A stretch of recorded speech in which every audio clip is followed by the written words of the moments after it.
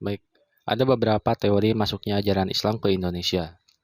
Agama Islam masuk ke Nusantara Indonesia melewati berbagai perjalanan panjang dan dibawa oleh kaum muslim dari berbagai belahan dunia. Kini, Indonesia menjadi negara dengan penduduk muslim terbesar di dunia. Menurut beberapa teori yang ada, ajaran Islam masuk ke Indonesia melalui orang-orang dari berbagai bangsa. Sebagian dari mereka ada yang datang ke Nusantara untuk berdagang sembari berdakwah. Ada pula kaum ulama atau ahli agama yang memang datang ke Nusantara untuk menyiarkan ajaran Islam. Yang pertama ada teori India atau teori Gujarat. Teori ini dicetuskan oleh Snokhrunch hingga Sucipto Wiljo Suparto. Teori ini meyakini bahwa Islam dibawa ke Nusantara oleh para pedagang dari Gujarat atau India pada abad ke-13 Masehi.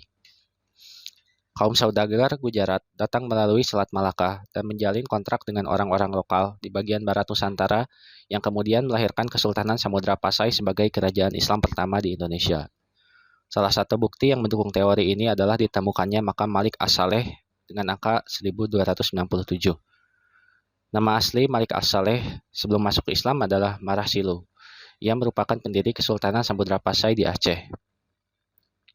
Sementara itu, ditemukan pula batu nisan lain di pesisir utara Sumatera bertanggal 17 Zulhijjah 831 Hijriah atau 27 September 1428 Masehi. Maka batu nisan ini memiliki nisan serupa dari Kambai atau Gujarat dan menjadi nisan pula untuk makam Maulana Malik Ibrahim, salah satu wali Songo yang wafat pada tahun 1400. Yang kedua ada teori Arab. Nah, teori ini didukung oleh J.C. Van Lier hingga Abdul Malik Karim Amrullah atau Buya Hamka. Menurut Buya Hamka, Islam sudah menyebar di Nusantara sejak abad 7 Masehi. Hamka dalam bukunya yang berjudul Sejarah Umat Islam yang terbit pada tahun 1997 menjelaskan salah satu bukti yang menunjukkan bahwa Islam masuk ke Nusantara dari orang-orang Arab. Bukti yang pertama adalah naskah kuno dari Cina yang menyebutkan bahwa sekelompok bangsa Arab telah bermukim di kawasan pantai barat Sumatera pada 625 Masehi. Kemudian, teori ini menjelaskan tentang bagaimana penyebaran Islam dilakukan oleh bangsa Arab, yaitu sebagian dari pedagang Arab kemudian memilih menikah dengan warga lokal dan membentuk komunitas Muslim. Mereka bersama-sama kemudian melakukan kegiatan dakwah Islam di berbagai wilayah di Nusantara. Teori dan bukti yang dipaparkan oleh Buya Hamka tersebut didukung oleh T.W. Arnold yang menyatakan bahwa kaum saudagar dari Arab cukup dominan dalam aktivitas perdagangan ke wilayah Nusantara. Yang ketiga ada teori Persia atau teori Iran. Nah, teori ini menjelaskan bahwa ajaran Islam masuk ke Nusantara melalui bangsa Persia pada abad ke-13 Masehi yang didukung oleh Umar Amir Hussein dan Hussein Jayadiningrat.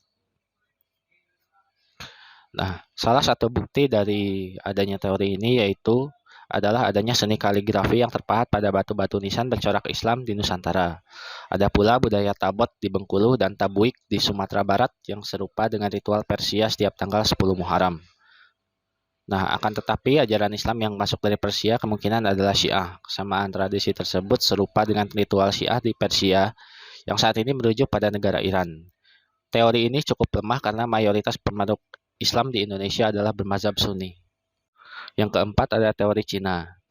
Penyebaran Islam di Indonesia juga diperkirakan masuk dari Cina, dengan kota Kanton sebagai pusat penyebaran para pendakwah Muslim dari Cina.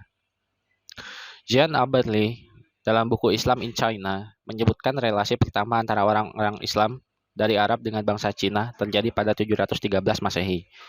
Diyakini bahwa Islam memasuki wilayah Nusantara bersamaan dengan migrasi orang-orang Cina ke Asia Tenggara. Mereka memasuki wilayah Sumatera bagian selatan Palembang pada 879 atau abad ke-9 Masehi. Bukti dari teori ini adalah banyak pendakwah Islam keturunan Cina yang punya pengaruh besar di Kesultanan Demak, kerajaan Islam pertama di Jawa.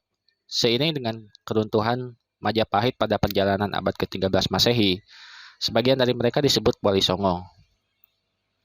Dalam buku sejarah yang dituliskan oleh Nana Supriyatna, diungkapkan Kesultanan Demak didirikan oleh Raden Patah, putra Raja Majapahit dari istri seorang perempuan asal Cina yang telah masuk Islam.